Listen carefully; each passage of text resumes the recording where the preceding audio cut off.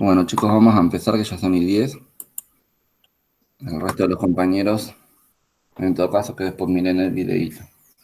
Sí, Hoy vamos a empezar con algunas patologías urinarias, ¿no?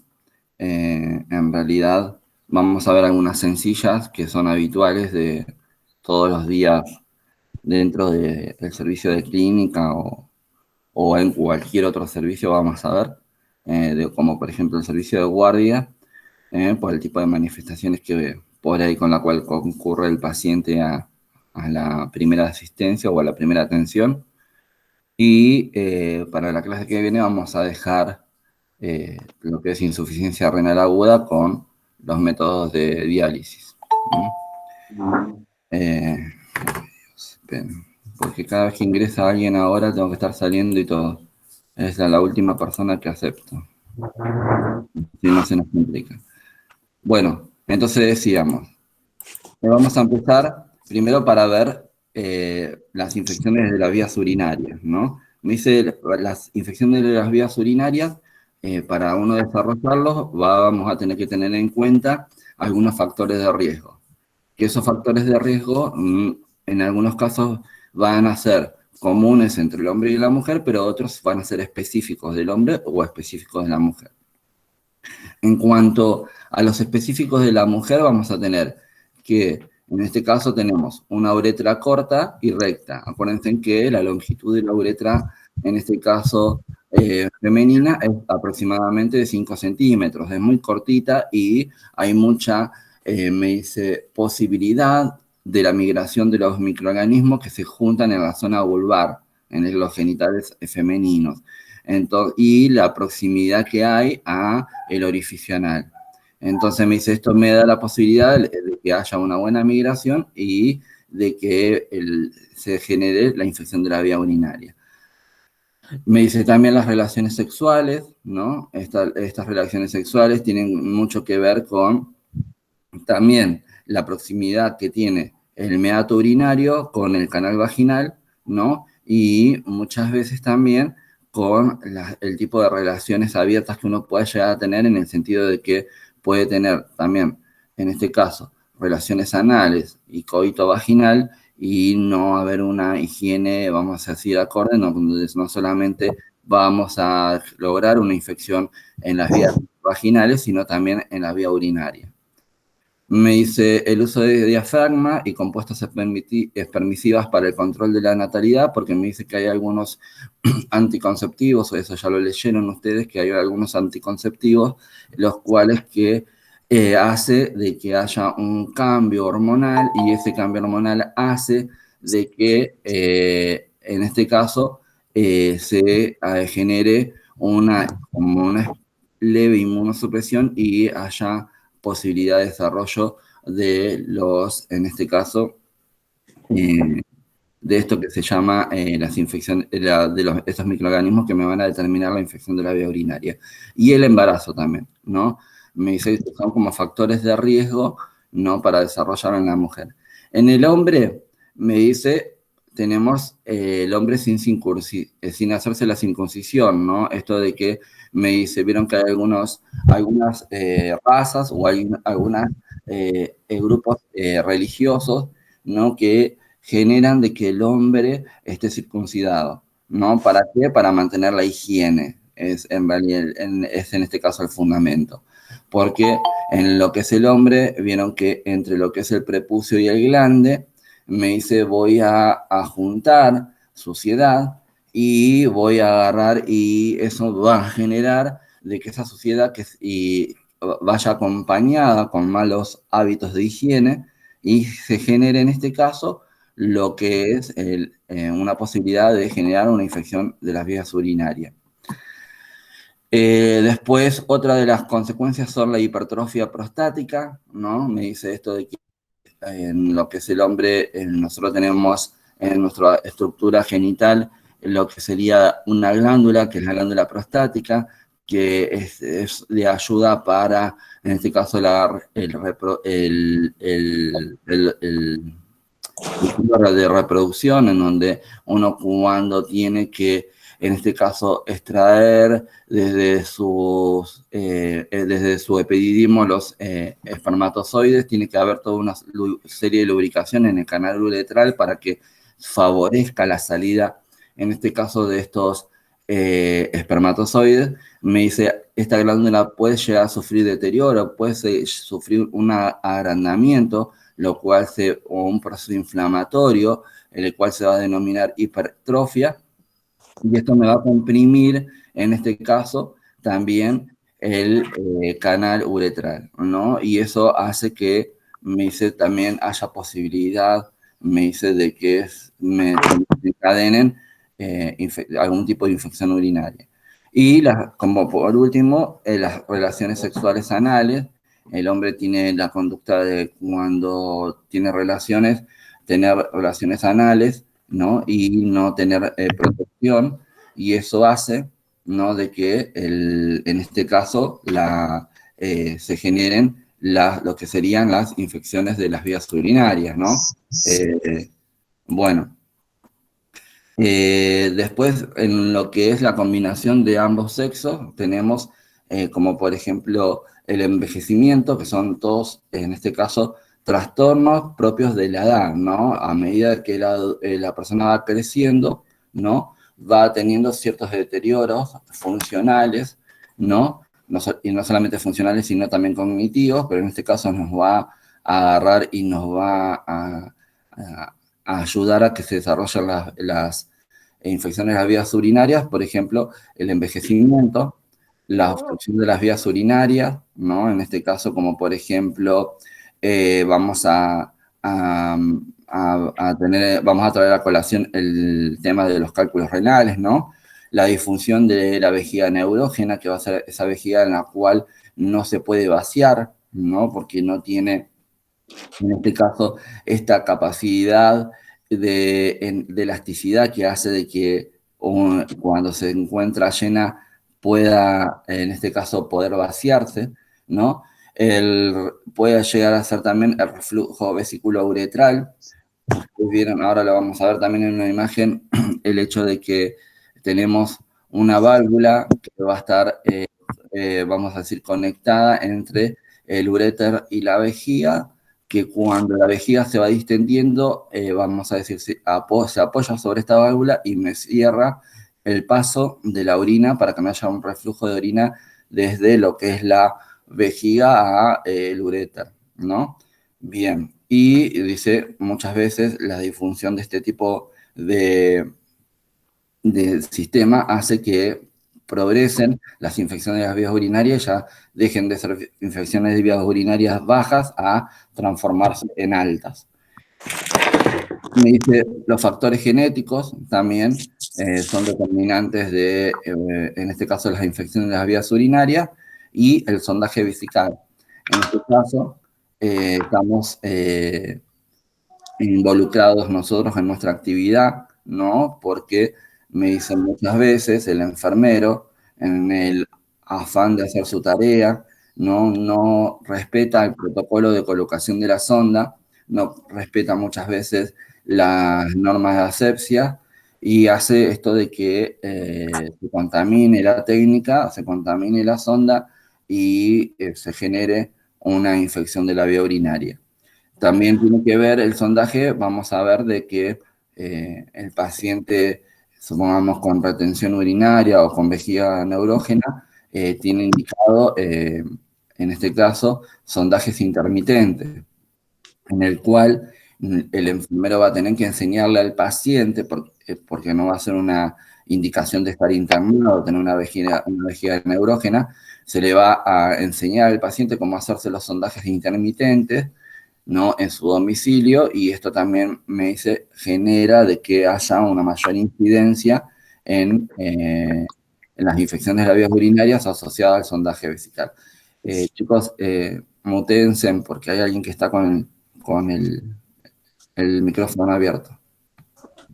Bien, en esta esquema vemos, ¿no?, la zona de la zona genital femenina, en donde nos muestra cómo se genera la migración de estos microorganismos, de estas bacterias que van a estar en la zona vulvar y migran a la zona de la uretra y dándome como, en este caso, como consecuencia una uretritis, ¿no? Entonces me dice, a medida que vayan subiendo, esos microorganismos, esas bacterias, suben, van a agarrar, pueden agarrar e invadir en este caso y generar infección en la uretra o me dice también en la vejiga. Y si siguen subiendo, vamos a tener, ya va a invadir vías urinarias altas.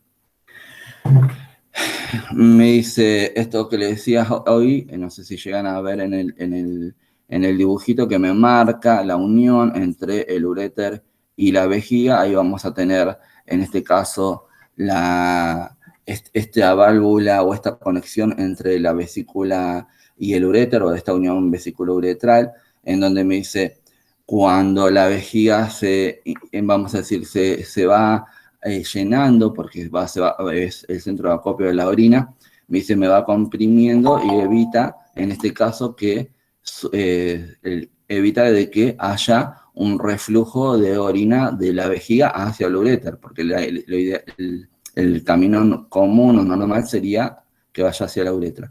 Pero cuando nosotros miccionamos, me dice también, pasa exactamente lo mismo. Al miccionar, tenemos que hacer fuerza. Vieron que uno cuando va a hacer pizza hace fuerza con los músculos abdominales para que esos músculos abdominales compriman, en este caso la vejiga, y vayan, en este caso, a la orina hacia el exterior. Pero, dice, también eso ayuda y facilita a la compresión de esta zona para que no haya un reflujo hacia la zona del uréter y hasta la zona del riñón.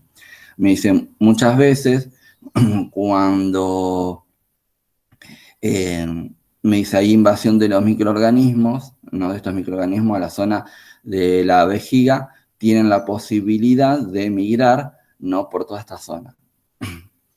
Dice que lo que tenemos que tener en cuenta que las infecciones de las vías urinarias son nada más que por migración de microorganismos y no es una infección hematógena. ¿Qué significa que no es una infección hematógena?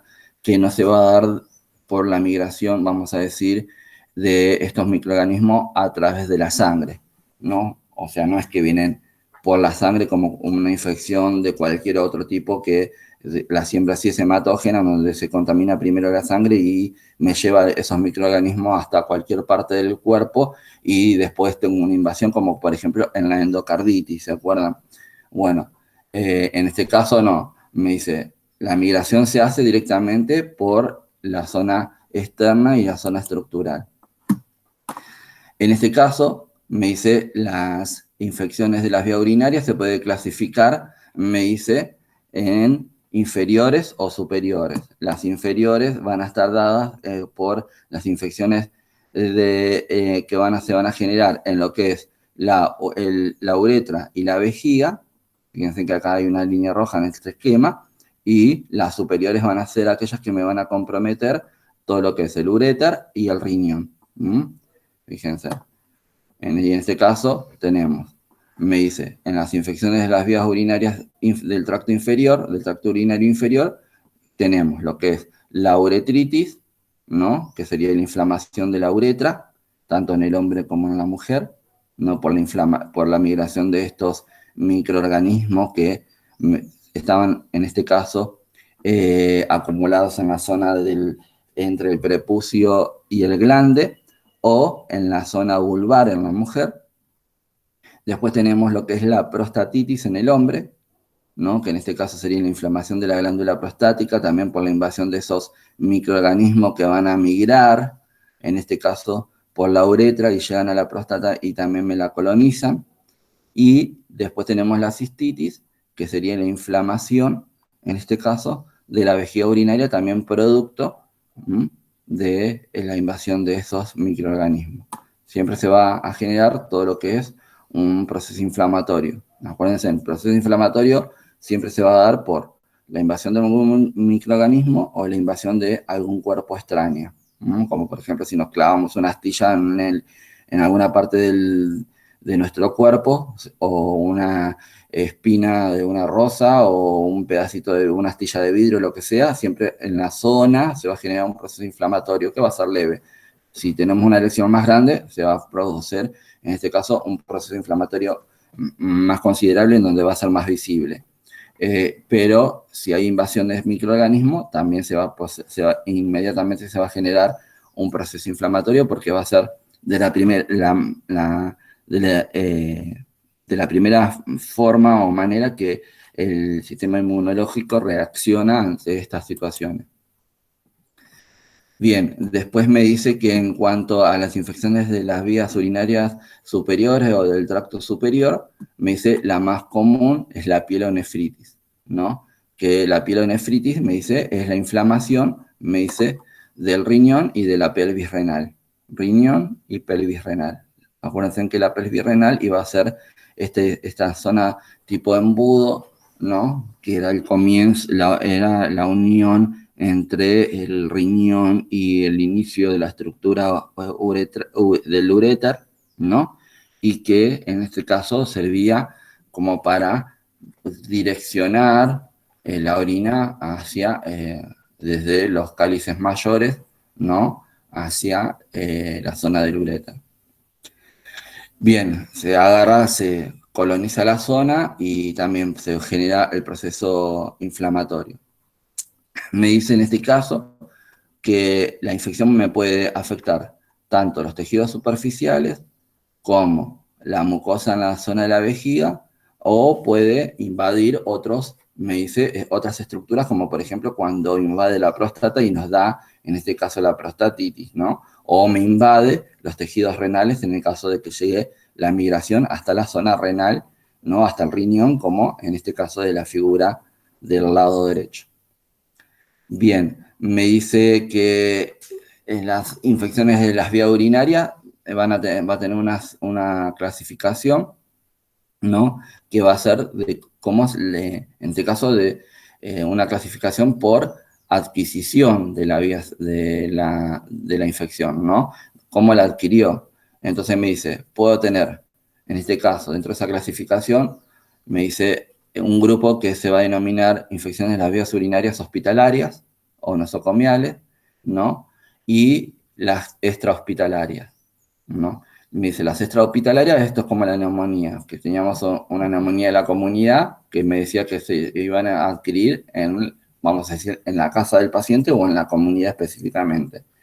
Las infecciones de las vías urinarias extrahospitalarias pasa exactamente lo mismo. Me está indicando que el paciente adquirió esa infección urinaria en su casa, ¿no? O en su entorno, o en la comunidad.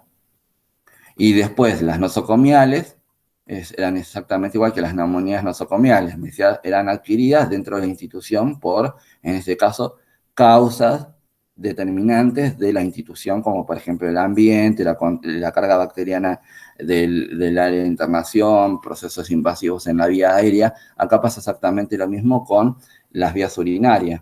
Me dice, las infecciones nosocomiales de las vías urinarias están dadas por prácticas, ¿no?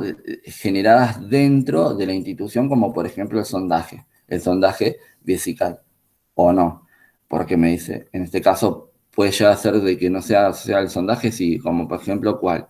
Me dice, bueno, yo supongamos, soy enfermero, tengo un paciente con incontinencia, y ese paciente con incontinencia obviamente que va a usar pañal desechable. Pero nosotros, confiando en el que el pañal es desechable, no cambiamos, pasa todo el turno nuestro y no cambiamos el pañal del paciente. Dice, esto genera de que el paciente haya movilizado el intestino y que haya miccionado. Entonces, todo ese ambiente es como el nene chiquito cuando usa pañales. Vieron que no solamente por ahí es más frecuente en las mujeres que hagan una infección de las vías urinarias, pero el varón también puede ser asociada al uso de pañales. También va a traer otras consecuencias en la piel, como por ejemplo la dermatitis. Bueno, acá en el hospital pasa exactamente lo mismo. Uno agarra, no hace bien su trabajo y me dicen no le cambia el pañal al paciente, y encima a veces se lo cambia y no higieniza al paciente, ¿no? Lo único que hace es el recambio del pañal. ¿Por qué? Porque dice, se orinó, el pañal lo absorbió no hay que, no necesita higienizarlo. Sí, hay que higienizarlo. Chicos, esto es como cuando uno va al baño y se tiene que higienizar. Es exactamente lo mismo. Entonces, hay muchas veces en las cuales se genera este tipo de situaciones de infecciones de las vías urinarias, me dice, por alguna práctica no realizada. Y después tenemos la más común, que es la colocación de la sonda. Esto que decíamos. Las relacionadas al sondaje van a estar dadas porque el enfermero, o yo hablo del enfermero, pero puede llegar a ser un médico, o un practicante de medicina, o un residente, ¿no? En el cual esté haciendo la colocación de la sonda vesical, me dice, y no respete las normas de asepsia, ¿no? O no respete el protocolo de cómo realizar la colocación de la sonda vesical. ¿Por qué? Por ahí inexperiencia, ¿no? O porque no sepa la técnica, o porque es su primera vez, o porque simplemente no toma conciencia de que debe utilizar, debe respetar el protocolo para la colocación. Bien, me dice, entonces tenemos la cistitis, que me decía que era la inflamación de la vía urinaria, me dice, en este caso, la mucosa se va a volver roja o hiperémica, como dice ahí, me dice, y muchas veces, según el proceso inflamatorio que tenga, puede llegar a ser de que genere un sangrado. Por eso, como me dice, me puede producir hemorragia. Me dice, cuanto más sea la colonización y más irritada esté esa mucosa, más posibilidad va a tener de sangrar. Me dice, ahora, si es una infección leve o una infección que recién comienza y que en la zona apenas se está enrojeciendo o recién está reaccionando, seguramente no me va a generar sangrado. Tiene que tener esta condición de ser una infección, en este caso, que ya esté, vamos a decir, desarrollada durante un tiempo prolongado, más de 2, 3 o 4 días sin tratamiento, y que la invasión bacteriana haya sido bastante importante. Me dice, la respuesta, en este caso inflamatoria, me va a causar pus, ¿no? Como exudado, ¿no? Y va a tener ciertos síntomas del paciente, como por ejemplo, la dificultad para orinar, me dice, vas a tener una micción dolorosa o dificultosa. Dice, va a tener frecuencia y urgencia urinaria, o sea, va a orinar más cantidad de veces que lo normal y va a aguantar menos para orinar que cualquier otra persona que no tuviese en esta situación, ¿no? O sea, ustedes decían que ustedes la agarran ganas de hacer pis y pueden aguantar un tiempo determinado, media hora, 1 hora, 2 horas. Acá, le agarran ganas de hacer pis y tienen que hacer pis porque si no sienten que se van a hacer pis encima. Dice, va a tener nicturia, o sea, el paciente va a ir al baño varias veces durante la noche. Recuerden que la descripción de la micción me dice que una persona normalmente debe miccionar al acostarse y al levantarse al otro día a la mañana, ¿no? Durante todo este lapso de tiempo, la vejiga tiene que ser capaz de retener toda la cantidad de orina que se haya producido a nivel renal. Se considera normal por ahí que uno se levante una sola vez durante la noche, por ahí, que eso va a estar determinado por las conductas o los hábitos del paciente. Esto de que por ahí si tome alcohol, en la cena supongamos, obviamente el riñón va a tratar de eliminar, en este caso, ese alcohol y me va a generar mayor cantidad o volumen de orina. Pero los pacientes que tienen en este caso cistitis, sí, cistitis, lo que va a pasar es de que va a incrementarse, ¿no? También las veces para evacuar la vejiga y el paciente no va a poder descansar porque cada cierto tiempo va a tener que levantarse para ir a hacer pis. Dice, va a haber piuria, o sea, va a haber, en este caso, presencia de pus en la orina, ¿no? La cual va a ser, le va a cambiar el olor a la orina, dice, va a tener un olor tipo fétido, y esa orina, recuerden que iba a ser turbia, no iba a ser clara. Acuérdense que los aspectos normales de la orina me decía aspecto claro, en el cual yo podía ver a través de la orina, más allá que tenga una tonalidad que no sea transparente. Pero en este caso, con la orina turbia, por presencia de pus no, o presencia de piuria, no iba a poder ver a través de la orina. Dice, muchas veces también puede tener hematuria. Como dijimos anteriormente, esa hematuria puede ser macroscópica o microscópica, o sea, la puedo ver como que no. Dice, va a haber leucocitos en orina, ¿no? Obviamente, porque estamos diciendo hay un proceso infeccioso, entonces va a haber presencia de glóbulos blancos y se va a haber inflamación de la mucosa y el paciente va a tener dolor suprapúbico a la palpación. Recuerden que nosotros para palpar como si esa vejiga está inflamada o está distendida, ¿no? Vamos a palpar la zona suprapúbica en la línea media del cuerpo para poder palpar. Si la vejiga no está inflamada o no está distendida porque tiene, en este caso, orina, no la voy a poder palpar. Ahora, si está inflamada porque tiene un proceso infeccioso o está, en este caso, vamos a estar reteniendo orina, vamos a poder palparla. En este esquema vemos, ¿no?, cómo se genera la migración de las bacterias desde todo lo que sería la zona vulvar, ¿no?, en donde mayormente los microorganismos vienen de la zona anal, migran, intentan entrar también al canal vaginal e ingresan a lo que sería la uretra y colonizan la uretra y colonizan la vejiga. Bien, las infecciones de las vías urinarias asociadas al sondaje, dice, se van a desarrollar en los pacientes que en este caso utilizan sonda. Estas sondas pueden ser intermitentes o permanentes. La diferencia entre un sondaje intermitente y uno permanente va a ser este. El permanente vamos a utilizar la sonda que no todos conocemos ya, que es esa sonda Mese de látex, que va a tener un balón de anclaje interno, en el cual va a estar, me dice, va a quedar anclado dentro de lo que sería la cavidad vesical y no va a pasar ya por la zona de la uretra. Entonces va a impedir que se me salga la sonda. En cambio, las sondas para lo que sería un sondaje intermitente, me dice, van a ser sondas también del tipo descartable, pero de otro material, van a ser de PVC, van a ser más duras, van a ser rectas, ¿no?, por la dureza del material, no van a poseer balón, no van a poseer balón de anclaje, me dice, y dice, van a ser de un solo uso también, pero en este caso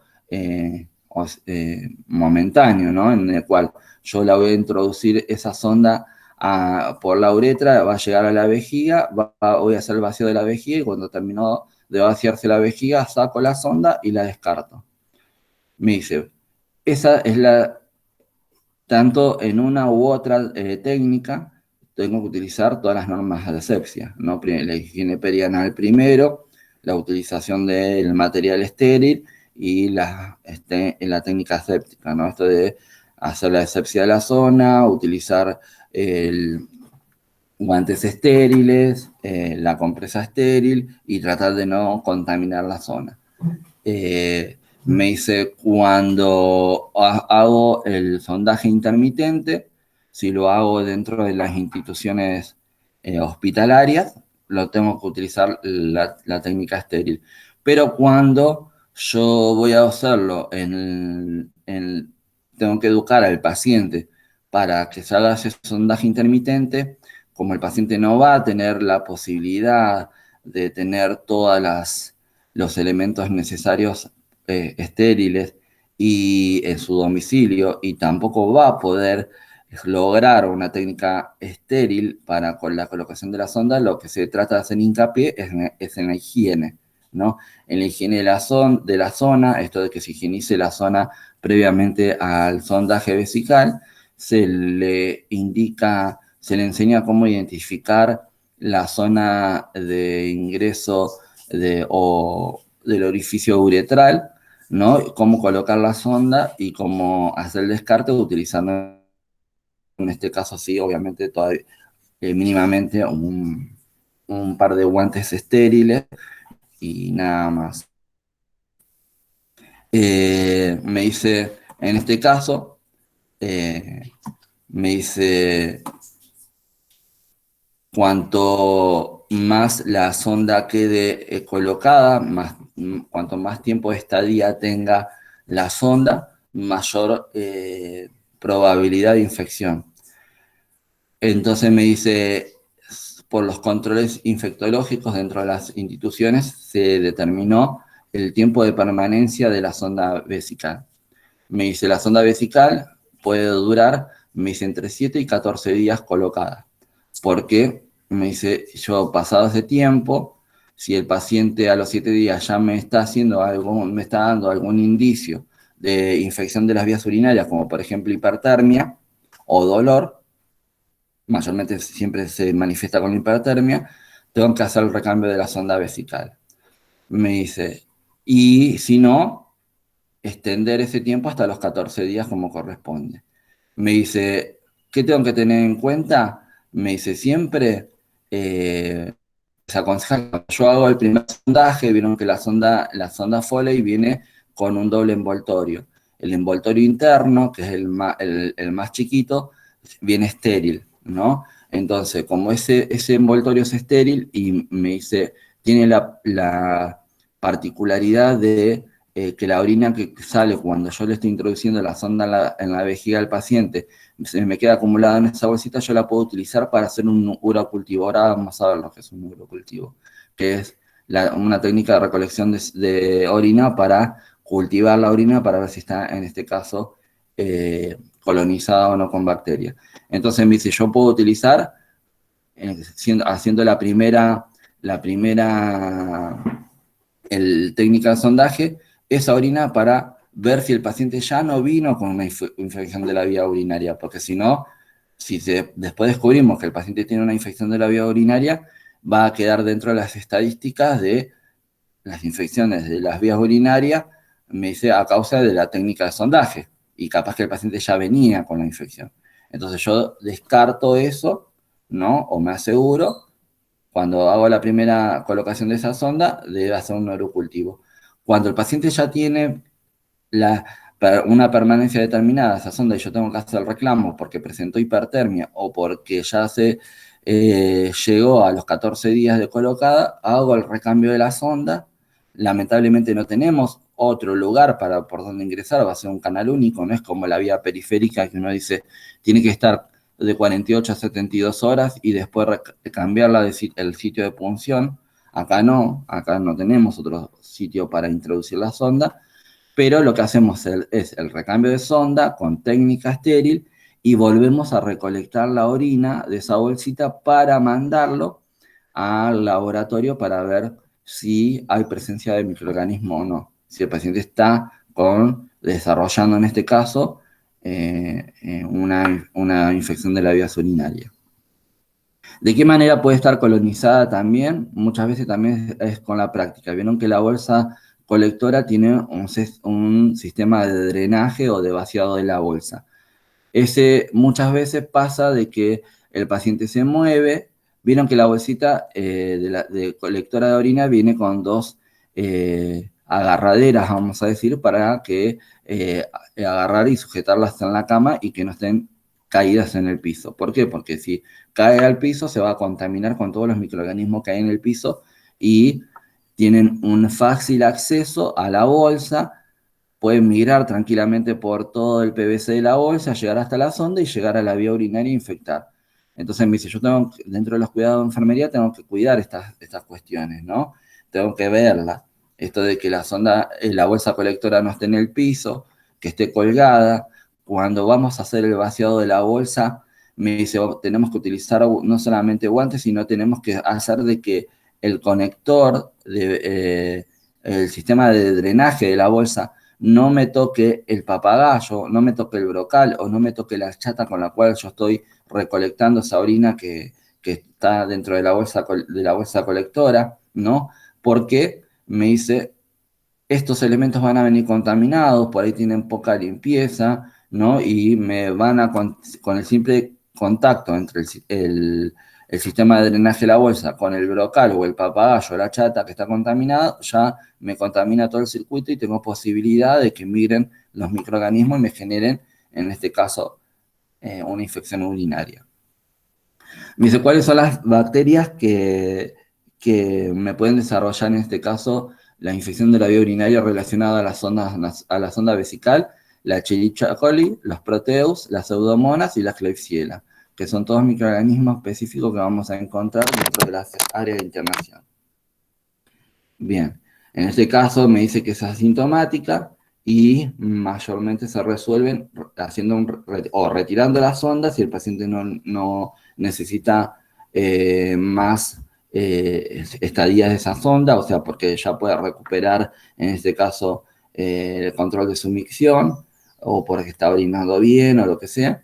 Y si no, en el caso que la siga necesitando, hacer el recambio de la sonda y acompañarlo con un esquema de antibióticos según el antibiograma. Entonces me dice, yo agarro, me dice, ¿cómo puedo saber si esa orina está colonizada? Mediante un urocultivo. Me dice, el urocultivo se va a hacer con la recolección de la muestra de la orina en un frasco estéril.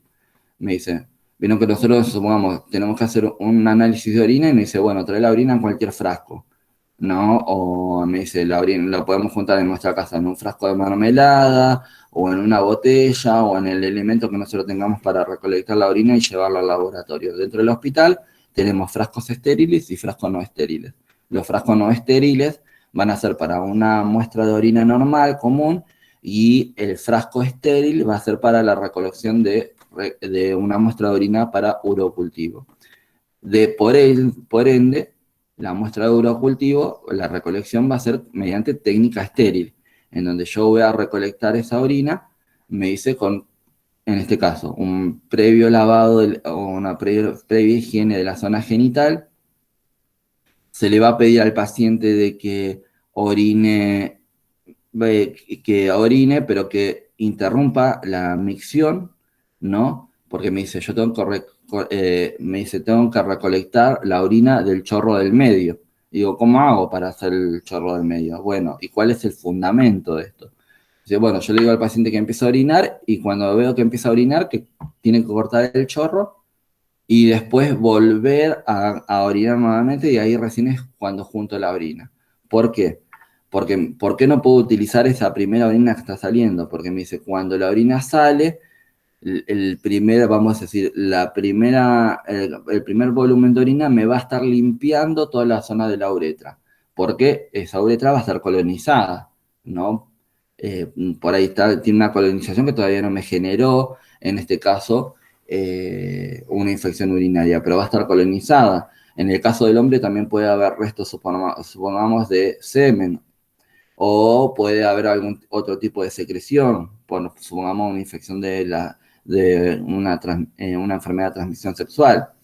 En el caso de la mujer, me dice, vamos a tener ese primer chorro de orina, lo que va a hacer es limpiar también la uretra de todos esos microorganismos que pueden estar migrando hacia esa zona. En este caso puede haber algún tipo de secreción en relación a los órganos genitales de reproducción, no. Me dice, porque no comparten el mismo conducto como en el hombre. Pero igual, hay que agarrar y hacer que elimine el primer chorro para que me limpie todo, vamos a decir, todo ese canal en forma inicial. Porque si yo junto la orina con el primer chorro, me va a salir contaminada, ¿no? O sea, me van a mandar el resultado, me va a decir, esta muestra está contaminada. ¿Qué se hace? En este caso, con esa orina que recolectamos, se manda al laboratorio de bacteriología o microbiología, según el que tengan en su institución. Ahí se lo va a procesar, se lo va a poner en una cápsula de Petri y se le va a poner la atención necesaria para cultivar esa orina, para ver si hay alguna bacteria que genere colonias, y si genere colonias se le va a hacer una tinción para ver si son gram positivo o gram negativo, y después se le va a ir colocando gotitas de diferentes tipos de antibióticos para ver cuál es el antibiótico que me mataría esa bacteria. Por eso digo, no cualquier antibiótico es el que yo le puedo dar al paciente. Tiene que ser el específico a cuál es susceptible, en este caso, el microorganismo. porque por ahí yo le puedo estar dando un antibiótico a cual el microorganismo es resistente y le voy a estar haciendo un mes de toma de antibiótico y no le va a hacer ningún efecto porque el virus, en este caso, perdón, el microorganismo va a ser resistente a ese antibiótico. Por eso sí o sí hay que hacer el antibiograma. Vamos a mirar un videito cortito.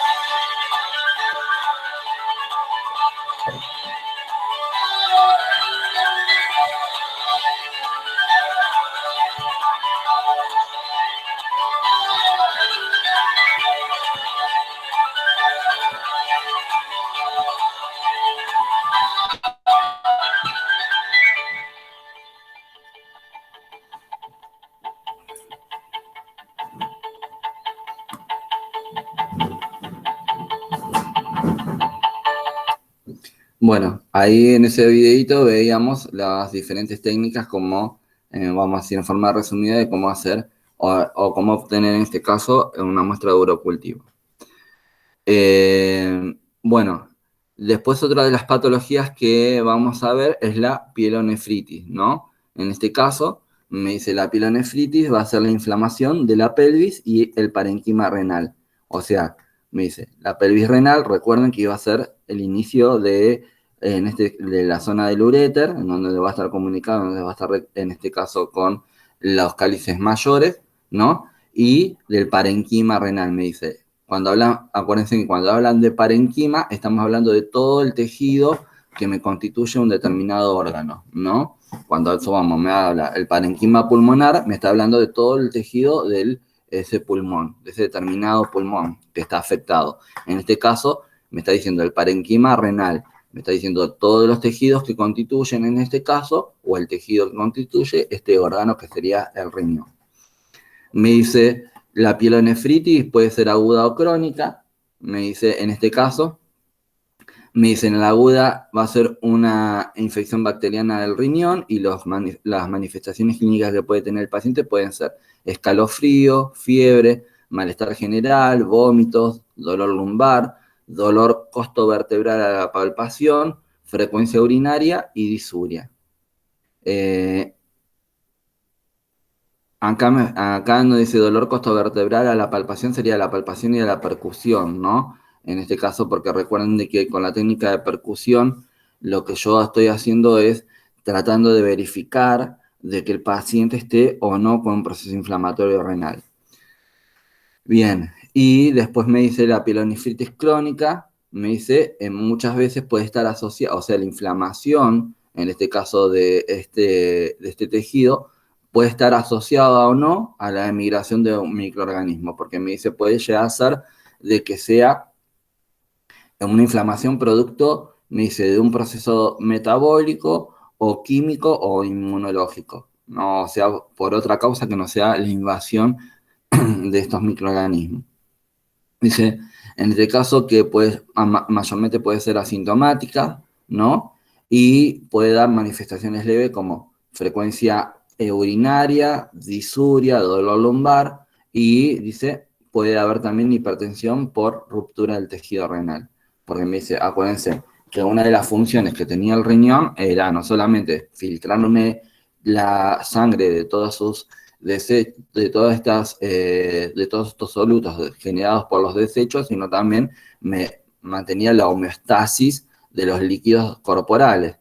Y entre ellos me regulaba la tensión arterial. ¿Mm? Bien, ¿cómo si hacemos el diagnóstico en este caso?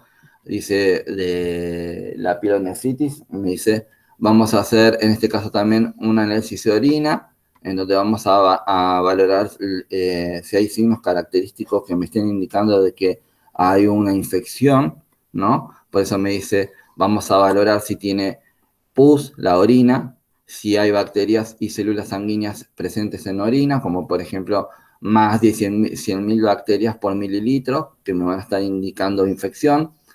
Vamos a hacer la tinción de Gram, esto para ver si hay o no hay, en este caso, microorganismo dentro de la orina.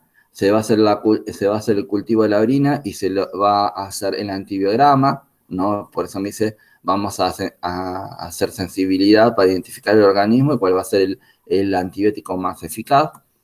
Se va a hacer el recuento de leucocitos.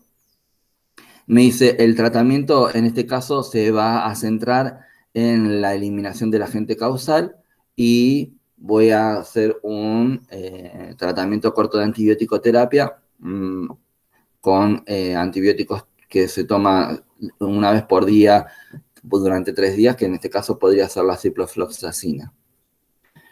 Otros procesos patológicos que son muy comunes y habituales en el tracto urinario son los cálculos urinarios. Me dice, los cálculos urinarios van a ser piedras que se van a generar de diferentes minerales, ¿no? Que van a ser aportados por la dieta. Esos minerales son aportados por la dieta y vieron que con todo el proceso de absorción van a la sangre y de la sangre cuando llegan al riñón, que el riñón los filtra, los va sacando, me dice, se empiezan a cristalizar y me generan, en este caso, un cálculo, una piedrita, ¿no? Formado por esos diferentes tipos de minerales. Ahora vamos a ver cuáles son. Me dice, cuando se generan esos cálculos o esas piedritas, pueden llegar a obstruir, en este caso, el sistema de drenaje de la orina. Me dicen, ¿dónde pueden llegar a generarse estos cálculos renales? Solamente en tres lugares. En el riñón, ¿no? Me dice en la zona tubular, me dice del riñón, puede empezar desde la pelvis, en este caso de las pirámides, perdón, tubular, hasta la pelvis renal, o en la zona del uréter o en la zona de la vejiga. Solamente en esos 3 lugares vamos a agarrar y vamos a tener la formación, en este caso, de estas piedras. Y entonces me dice, ¿qué es la litiasis? La litiasis es la formación de piedras, pues se llama litiasis en este caso renal. Acuérdense que en el aparato digestivo teníamos la litiasis, en este caso, ay, se me fue. Eh, de la litiasis biliar, no me salía la, la palabra. Recuerden que en la vesícula biliar, por la bilis, se generaba muchas veces también estas piedritas o estos cálculos que me podían llegar a obstruir, en este caso no solamente el drenaje de la propia vesícula biliar, sino también de lo que sería, me puede generar una pancreatitis. Bueno, acá me dice, estos cálculos me van a obstruir toda la zona de drenaje de la orina y lo cual va a ser muy doloroso, ¿no? Porque también me dice, me van a agarrar y me va, según el tamaño que tenga esa piedra o ese cálculo, lo que va a hacer es me va a empezar a generar lesión sobre la mucosa y me va a generar el dolor. Bien, la nefrolitiasis me dice, va a ser la formación de piedras en el riñón, nefrolitiasis, y la urolitiasis me dice, va a ser la formación de piedras en cualquier otra parte de la vía urinaria, puede ser en la vejiga o en el uréter. Me dice, ¿cuáles son los elementos con los cuales se me pueden desarrollar los cálculos que me aporta la dieta? Bueno, me dice, del 100% de los cálculos renales, entre un 75 y un 80% están formados por fosfato u oxalato, me dice, que van a ser minerales que se van a aportar con la dieta. Me dice, y de calcio también. Me dice, ¿cómo va a ser el tratamiento? ¿Cómo se los va a tratar a estos cálculos de fosfato, oxalato o calcio? Bueno, se va a administrar diuréticos, dice derivados tiacídicos, ¿no? Acuérdense que los derivados tiacídicos lo único que me sacan es agua, ¿no? Y algún componente del sodio, ¿no? Dice, se puede administrar fosfatos o fármacos que unen el calcio. Como medida alternativa, también lo que se va a hacer es el aumento de la hidratación y del ejercicio. El incremento de la hidratación lo vamos a ver en todos en la formación de cualquier tipo de cálculo renal. ¿Por qué? Porque la idea es de que haya mayor producción de orina al sobrehidratar al paciente, y esa sobreproducción de orina lo que va a hacer es agarrar y arrastrar con mayor facilidad a ese cálculo renal. Después, de ese 100% de cálculos renales, entre un 15 y un 20%, tenemos los que son de componentes de estrubita, que va a ser otro mineral que me provee la dieta.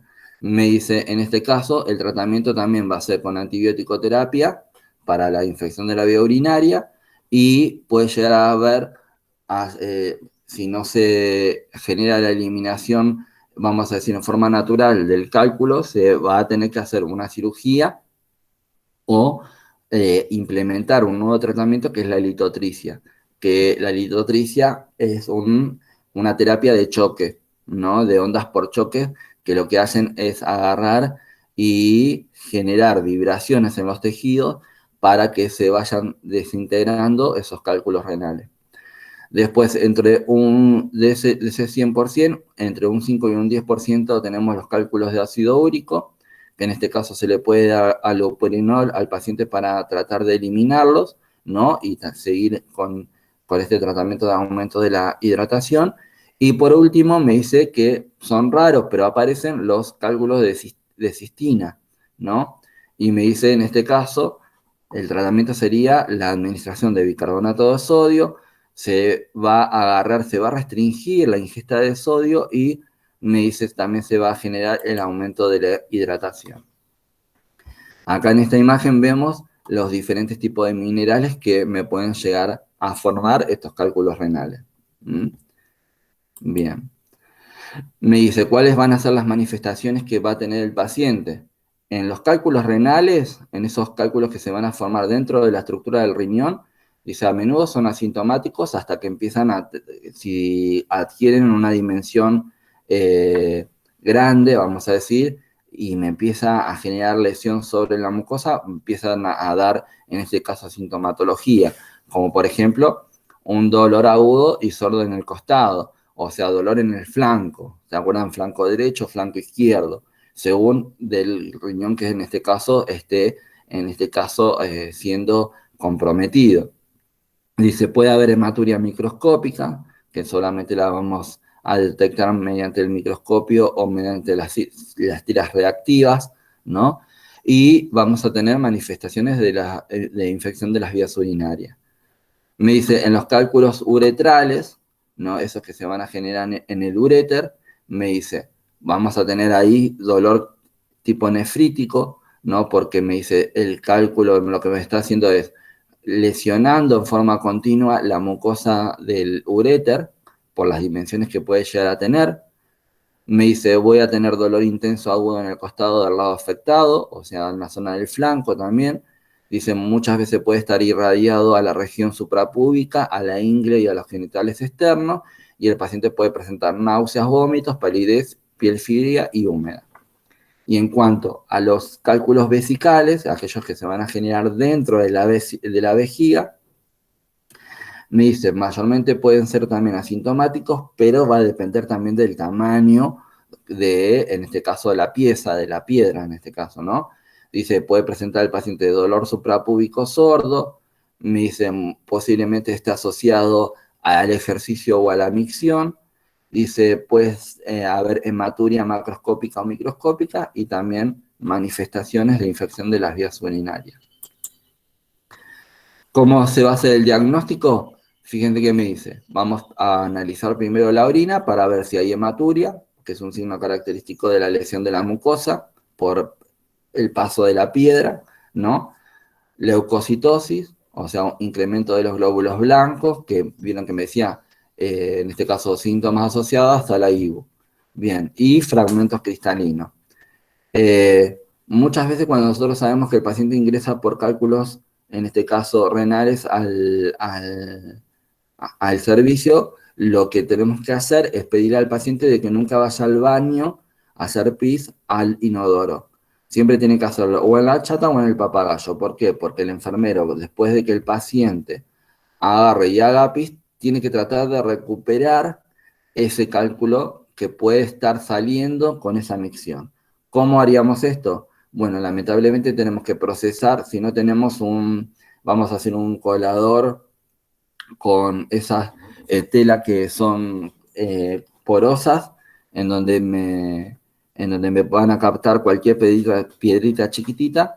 Me dice, puedo utilizar vamos a decir, un retazo o un pedazo de algodón, e ir vertiendo la orina sobre el algodón y en donde el algodón me va a absorber la orina, pero por encima del algodón me va a quedar esas piedritas que pueden ser diminutas, de color oscuro, en la cual yo tengo que recuperar y mandarla al laboratorio a analizar para ver de qué material es, porque si no, no voy a saber nunca si es de cualquiera de estos 4 tipos. Y ahí se analizarán y se informará al médico y el médico sabrá qué tipo de fármaco después le va a tener que dar al paciente. Por eso me dice, vamos a hacer el análisis bioquímico del cálculo recuperado, lo vamos a recuperar de esa manera. Se van a medir los niveles de calcio, ácido úrico y oxalato en orina. Se van a medir los niveles de calcio, fósforo y ácido úrico en sangre. Se va a hacer una RX abdominal, en donde nosotros, si el paciente tiene cálculos renales, por el tema de la densidad del cálculo, que va a ser altísima, lo vamos a ver como puntitos blancos que van a salir en la placa radiográfica, y también se puede realizar una ecografía renal o una tomografía axial computada. En este caso, dentro del tratamiento, dice, se va a centrar en la analgesia y la hidratación. La analgesia para tratar de evitar que el paciente esté dolorido, obviamente. Y la hidratación, por lo que dijimos, vamos a tratar de sobrehidratar al paciente para que haya mayor filtrado glomerular, para que haya una mayor, en este caso, generación de orina, y para que esa orina me pueda diluir aún más el cálculo y arrastrarlo hacia el exterior. En cuanto a la analgesia, me dice, siempre se van a utilizar en este caso analgésicos de tipo opiáceo, como por ejemplo la morfina. Me dice, siempre va a ser en este caso vía endovenosa, ¿no? Y lo que va a hacer la orina, me dice, no solamente me va a calmar el dolor, sino que me va a relajar la musculatura lisa. Entonces me dice, me reduce el espasmo uretral. Dice, también se puede hacer el tratamiento del dolor con indometacina, que es un AINE, un analgésico, un antiinflamatorio no esteroide, ¿no? Y me dice, en este caso puede ser comprimido, endovenoso o en este caso con tipo supositorio, con aplicación anal. Y me dice, pues, recordar el tema de la ingesta de los líquidos, ¿no? Los líquidos tienen que ser, sí o sí, incrementar o incentivar al paciente para que si toma un medio litro de agua, 1 litro de agua por día, incremente la ingesta de líquidos, y si el paciente tiene una vía periférica, incrementar el aporte hídrico con el suero. Y después vamos a hacer la enseñanza en este caso, de la ingesta de los alimentos, para tratar de evitar este tipo de mineral. Una vez que sabemos cuál es el mineral que está generando ese cálculo o esa piedra, hacer que el paciente, tratar de que el paciente evite el consumo de esos alimentos. Y me da ejemplos que ustedes lo van a tener ahí en la bibliografía. Me dice, supongamos, los alimentos ricos en calcio serían la judía, la lenteja, el chocolate y el cacao, los frutos secos, el pescado en conserva o ahumado, el atún, la harina, la leche y los derivados de la leche. Los alimentos ricos en oxalatos serían los espárragos, la cerveza, los refrescos de cola, la remolacha, el repollo, el apio, el chocolate, el cacao, las frutas, guisantes, nueces, té y tomate. Y así sucesivamente. Después tenemos alimentos ricos en purina, alimentos acidificantes y alcalinizantes, ¿no? Esto como dato, como para cuando uno tiene que hacer educación al paciente, buscar cuáles son los alimentos que no podría estar ingiriendo. Otra de las patologías que tenemos es la retención urinaria.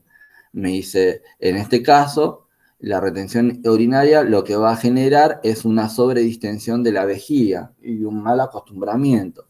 Me dice, un mal acostumbramiento en este caso, la musculatura que forma parte de la estructura, en este caso orgánica, vamos a decir, de esta propia vejiga. Me dice, a la vez me va a generar una mala contractibilidad del músculo detrusor, en este caso del piso pélvico. Me dice, vieron que sobre el piso pélvico o sobre vamos a decir, la zona de la pelvis, vamos a tener una musculatura que, me dice, nosotros la vamos a estar, en este caso, trabajando en forma continua para generar lo que es la retención urinaria y la no defecación, ¿no? Esto que cuando me agarran ganas de hacer piso, me agarran ganas de movilizar el intestino, yo comprimo esta musculatura y retengo para no evacuar hasta el momento que vaya al baño. Me dice, muchas veces, me dice, este músculo puede estar mal funcionando y estar tenso continuamente y generarme la retención urinaria. Me dice, y obviamente la incapacidad para orinar. Me dice, esto puede ser voluntario, porque me dice, yo puedo agarrar y vieron, una de las consecuencias que tiene, como vamos a decir, alteraciones de la funcionabilidad del enfermero. ¿Por qué? Porque está por ahí 8 horas trabajando o 6 horas trabajando en un servicio en el cual está continuamente con actividad y no se hace el tiempo para ir al baño y está aguantando, aguantando, aguantando. Entonces, toda esa situación hace de que a la larga la musculatura deje de responder o funcione de manera inadecuada. Entonces me dice, ¿qué me puede provocar la retención urinaria? Me dice, la obstrucción mecánica de la salida de la vejiga por hipertrofia prostática, o sea, en el caso del hombre, me dice, si yo tengo un incremento del tamaño de la próstata, me dice, puede estar obstruyéndome la salida y generándome la retención urinaria. Me dice, me lo puede provocar también la inflamación aguda asociada a una infección o traumatismo de la vejiga, uretra o los tejidos perianales, la nefrosclerosis, ¿no? O sea, me dice esto de que la reducción de alguna parte de este sistema tubular renal, o los cálculos renales, como dijimos anteriormente. Me dice también que otra cosa me lo puede provocar, la toma de algunos fármacos, como por ejemplo los anticolinérgicos, los ansiolíticos, los antidepresivos y los tricíclicos, como también los antiparkinsonianos y los antipsicóticos. Y otro tipo de fármacos como los antihistamínicos. ¿Por qué? Porque todos actúan sobre también la musculatura lisa, ¿no? Y esto hace de que por ahí no se relaje tanto la musculatura lisa que no, vamos a decir, no cumpla con la función. Vieron que la vejiga dice tiene sensores de estiramiento, en donde cuando llega a una determinada capacidad es cuando me genera el reflejo de la micción. Bueno, pasaría de que todos estos fármacos actuarían sobre la musculatura lisa y no se detectaría cuando está o no mandaría esa información al sistema nervioso central de que está completa y que tenemos que evacuarla. Y me dice, otra de las causas, como dijimos recién, es la retención voluntaria. Esto de cuanto yo más hago para aguantar, me dice, más después consecuencia voy a tener. Como un conocido mío que me dice, soy un soldado y me lo aguanto. Después a la larga va a agarrar y va a tener sus consecuencias de retención urinaria. Las manifestaciones que puede llegar a tener el paciente van a ser la imposibilidad de vaciar la vejiga, o sea, no va a poder ir a hacer pis porque no va, en este caso, o no va a poder o va a sentir la necesidad y no va a poder evacuar. Dice, puede haber desbordamiento de micción o incontinencia, porque me dice, una vez de que llega la capacidad, esa vejiga de estiramiento ya no va a tener lugar para donde, en este caso, en donde acopiar orina, entonces va a empezar a salir esa orina por rebalsamiento, es como que si llenase una botella con agua, cuando termina su capacidad empieza a verter el agua hacia afuera, entonces vamos a tener que la persona va a encontrarse mojada, va a estar incontinente. Dice, vamos a tener una vejiga extendida y dura, desplazada hacia un lado. Esto que nosotros vamos a palpar la zona suprapúbica y vamos a encontrar no solamente el globo vesical, que va a ser duro, sino que va a estar lateralizado por el peso. Y cuando percutimos la zona, vamos a decir, pélvica o la zona abdominal baja, vamos a encontrar un sonido sordo porque la vejiga va a estar, en este caso, ocupada. El caso contrario, que sería la incontinencia, me dice va a ser la pérdida involuntaria, me dice de la orina por las vías urinarias bajas. Me dice, acá pasa exactamente lo mismo. Acá hay una problemática de los músculos detrusores del piso pélvico. Me dice que en vez de estar, en este caso, como decíamos, en la retención que hacía, estaban continuamente contraídos y me generaban la no posibilidad de la apertura del uréter y que me dicen salga la orina hacia afuera. En este caso están relajados o no están o están disfuncionantes por sus cuestiones mecánicas y hace de que la orina salga continuamente, ¿no? Dice en este caso, cómo se puede llegar cómo puede llegar a suceder. Me dice, mayormente en la situación de en quién se da más frecuentemente la incontinencia urinaria en la mujer. ¿Por qué? Por el tema de la afectación de estos músculos por el canal de parto, ¿no? Cuanto más bebés o más multipara sea la mamá, más problemas después va a tener de continencia urinaria. ¿Por qué? Porque cuando hay, sumamos, el momento del parto, vieron de que hay un desgarramiento de toda la musculatura, ¿no? De la zona, en este caso, periférica al canal vaginal. Entonces, ese tejido que después se cicatriza pierde funcionabilidad. Entonces, no me va a agarrar y no va a poder, vamos a decir, contraerse de manera adecuada para evitar de que vamos a decir, se me elimine orina en forma involuntaria. Otra de las causas sería la episiotomía. Vieron que cuando el bebé no puede salir, que no, no solamente está desgarrando a la mamá, sino que hay que hacerle un corte en todos esos tejidos para que pueda salir el bebé, a eso se lo llama episiotomía. Me dice, cuando esa episiotomía cicatriza, pasa exactamente lo mismo, pierde funcionabilidad en este caso, esta musculatura del piso pélvico y después no hay una retención adecuada de la orina. Entonces, si la mamá después es una señora obesa o es una persona que, supongamos, puede tener la vejiga ocupada y hacer compresión con los músculos abdominales porque está tosiendo, porque se está riendo, puede tener una pérdida más fácil de orina que cualquier otra mujer. Me dice, esto me puede constituir un problema higiénico y social. El problema higiénico está en esto de que si estoy teniendo pérdidas de orina en forma frecuente, me va a generar olor y me puede generar irritación de la piel.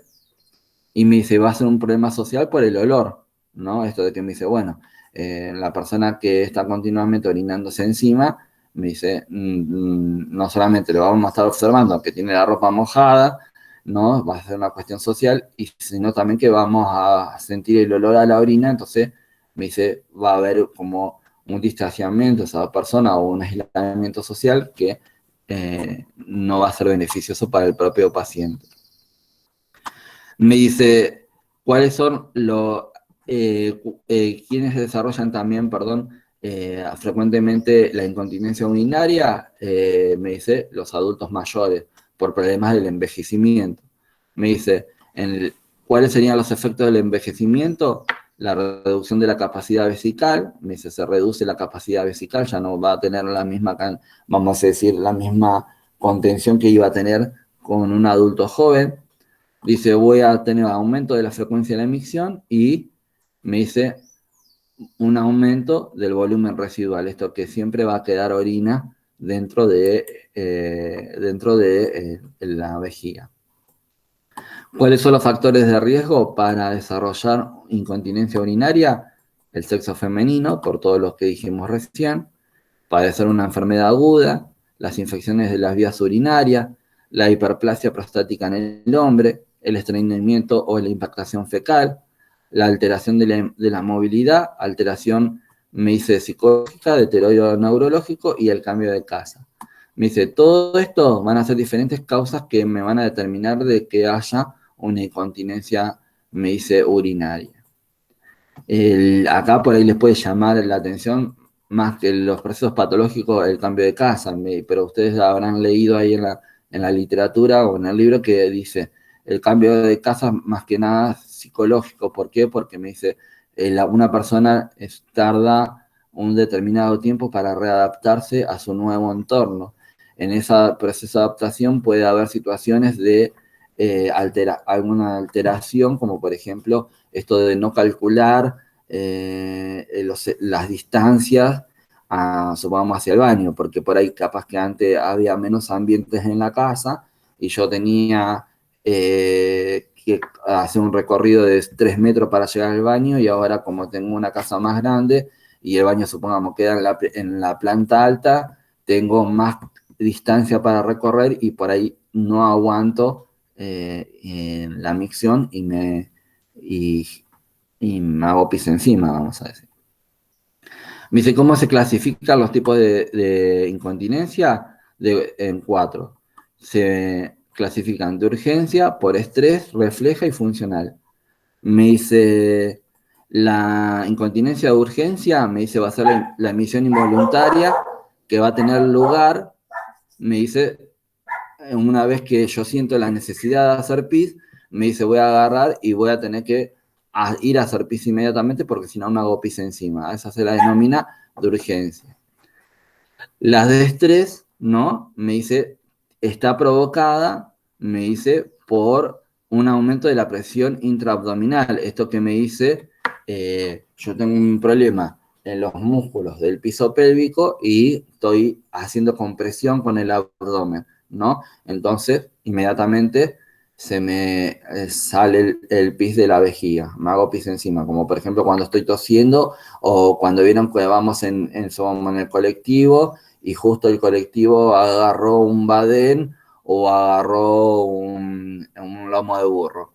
Eso me hace que yo tenga un movimiento en el cuerpo que me genera una contracción de los músculos abdominales y me haga pis.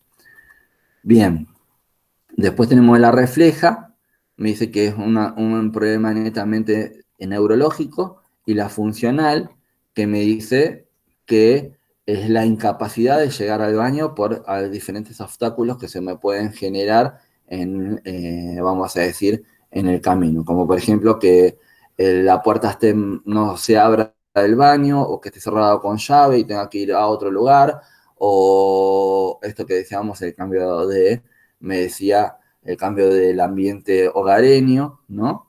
Me dice, también puede estar dado por una disfunción cognitiva, esto de no poder relacionar en dónde está el baño, como por ejemplo cuando estoy, vamos a decir, haya consumido alcohol, ¿no?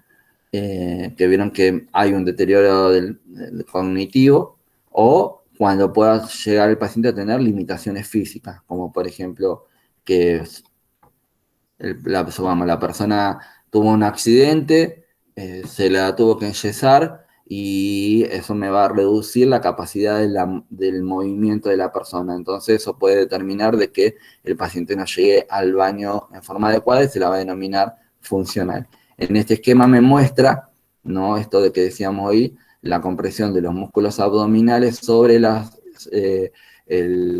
superficie de la vejiga, lo que va a hacer de que me la comprima y haya en forma involuntaria una pérdida de la orina, porque los músculos trusores del piso pélvico no estén funcionando de manera adecuada. Me dice, otra de las consecuencias que me pueden dar la incontinencia urinaria también van a ser la acción de algunos fármacos, ¿no? Como por ejemplo, dijimos, relajantes musculares, los sedantes, narcóticos hipnópticos, los diuréticos, los antidepresivos como el alcohol, los tranquilizantes, los antipsicóticos. Me dice los anticolinérgicos y los antihipertensivos y los bloqueadores de los canales de calcio. Todos estos fármacos, como dijimos anteriormente, ¿por qué? Porque funcionan o tienen un determinado efecto sobre la musculatura lisa, en este caso, en todo el cuerpo, y esto haría de que estaría relajada, en este caso, toda la musculatura lisa de la zona uretral, y haya una pérdida funcional, en este caso de orina. Otros factores que me pueden determinar, en este caso, la incontinencia, en la mujer específicamente, sería la vaginitis atrófica, la relajación del piso pélvico, el prolapso uterino, la carencia de estrógeno y la infección de las vías urinarias. Bien, hasta acá llegamos.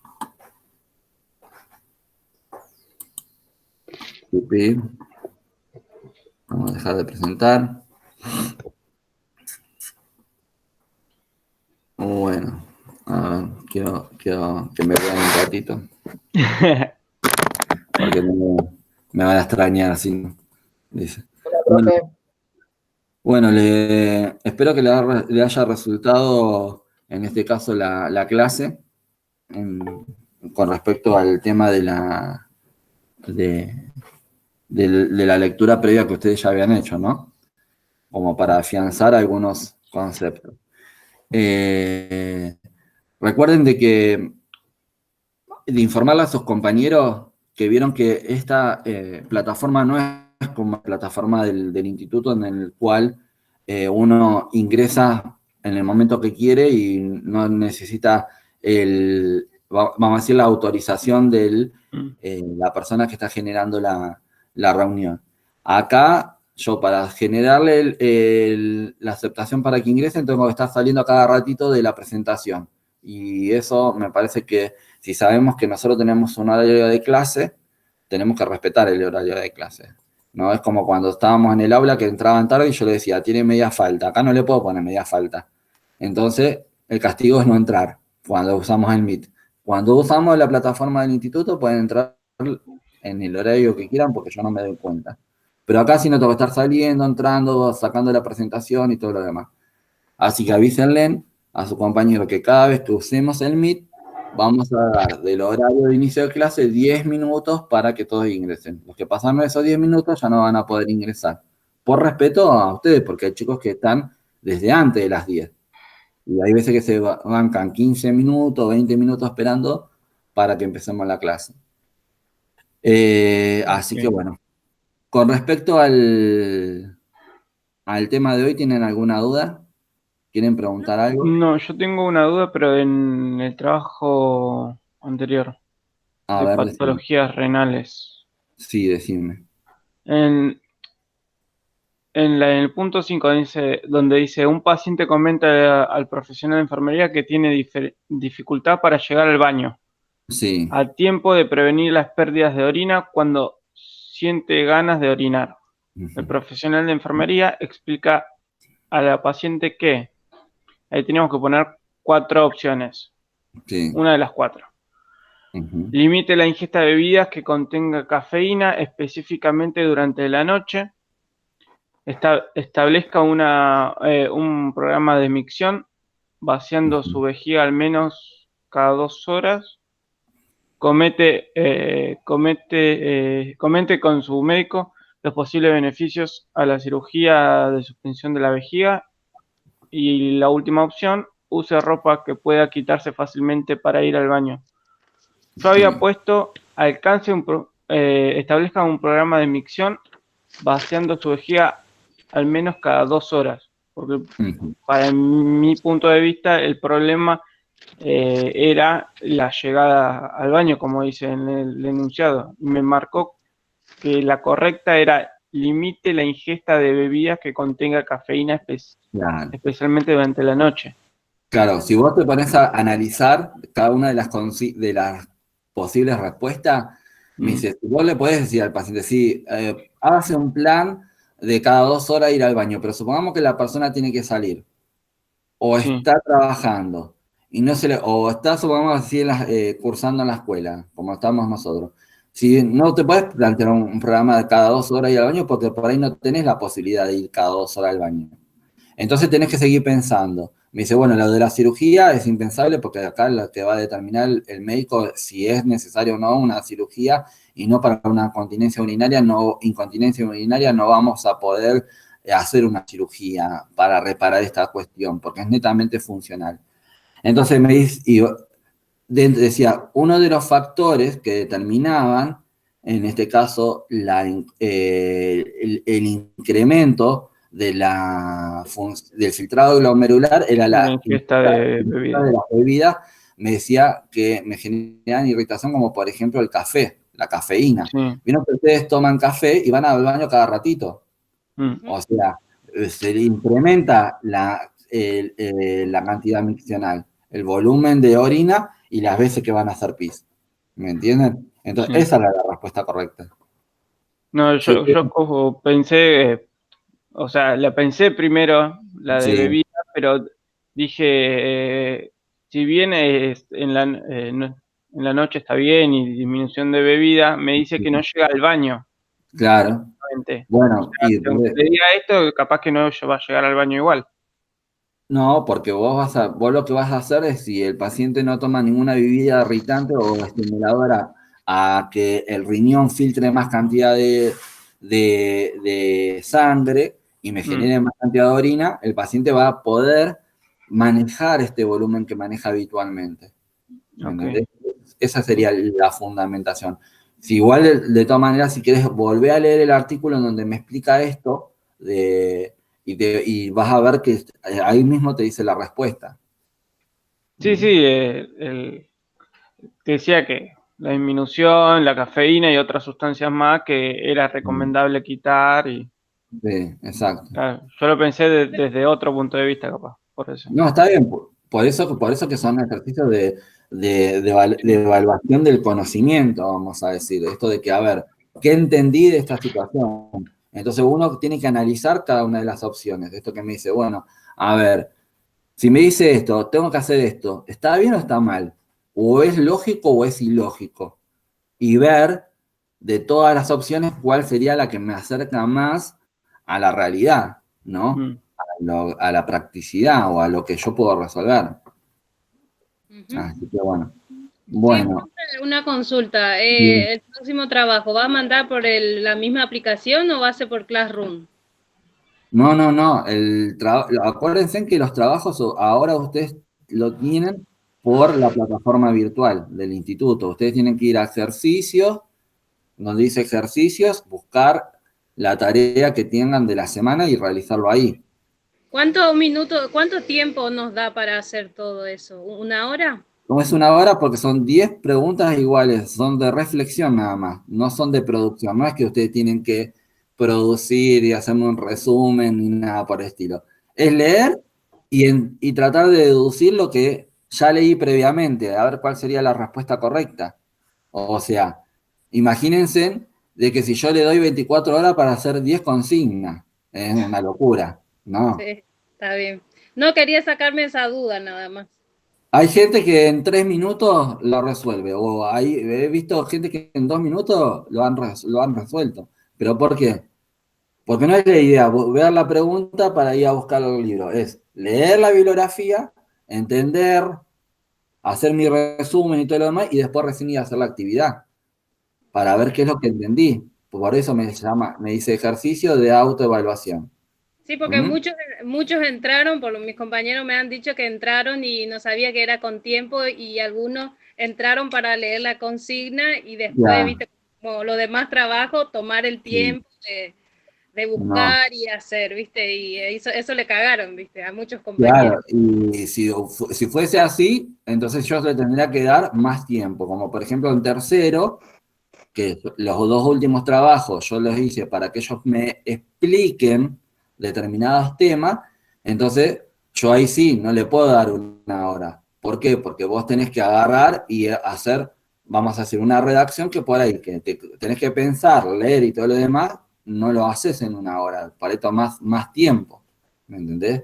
Pero cuando son así, es como si fuese un examen multiple choice, en donde vos te van a agarrar y te van a decir, bueno, tenés una hora para hacerlo, y no vas a hacer 10 consignas, en el examen vas a tener 30 para hacer en una hora. Acá estamos haciendo 10 nada más, 10 consignas, que es poner tate ti, nada más.